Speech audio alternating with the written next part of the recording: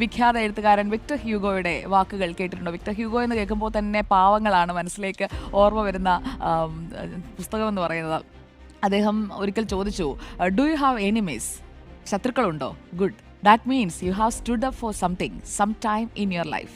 നിങ്ങൾക്ക് ശത്രുക്കളുണ്ടോ എന്ന് അദ്ദേഹം ചോദിക്കുമ്പോൾ അതിൻ്റെ അർത്ഥം കൂടി നമ്മൾ മനസ്സിലാക്കണം. നമ്മൾ ജീവിതത്തിൽ എപ്പോഴെങ്കിലും എന്തെങ്കിലും നല്ല കാര്യങ്ങൾക്കായി നിലകൊണ്ടിട്ടുണ്ട്. അതുകൊണ്ടാണ് ശത്രുക്കളുള്ളത്. ചുറ്റുമുള്ള എല്ലാവരും നമ്മളെ ഇഷ്ടപ്പെടണം എന്ന് ഒരിക്കലും വാശി പിടിക്കരുത്. അവരുടെ ഇഷ്ടങ്ങൾക്കനുസരിച്ച് ജീവിക്കാൻ നമുക്ക് സാധിക്കില്ല എന്നത് നമുക്ക് ഓരോരുത്തർക്കും അറിയാവുന്ന കാര്യമാണ്.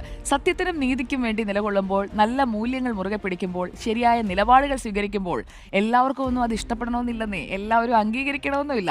ചിലർക്ക് ഇഷ്ടപ്പെടും, ചിലർ നല്ലതാണെന്ന് പറയും, ചിലർക്ക് വിരോധം തോന്നും, ചിലരങ്ങ് വിമർശിക്കും, ശത്രുത കാണിക്കുകയും ചെയ്യും. അങ്ങനെ പല രീതിയിൽ അത് പ്രകടിപ്പിക്കും. പക്ഷെ അതിലൊക്കെ നമ്മളൊരു കാര്യം തീരുമാനിക്കണം, നമ്മൾ അതിലൊന്നും അങ്ങ് തളർന്നു പോകരുത്. ധൈര്യത്തോടെ നമ്മൾ പറഞ്ഞത്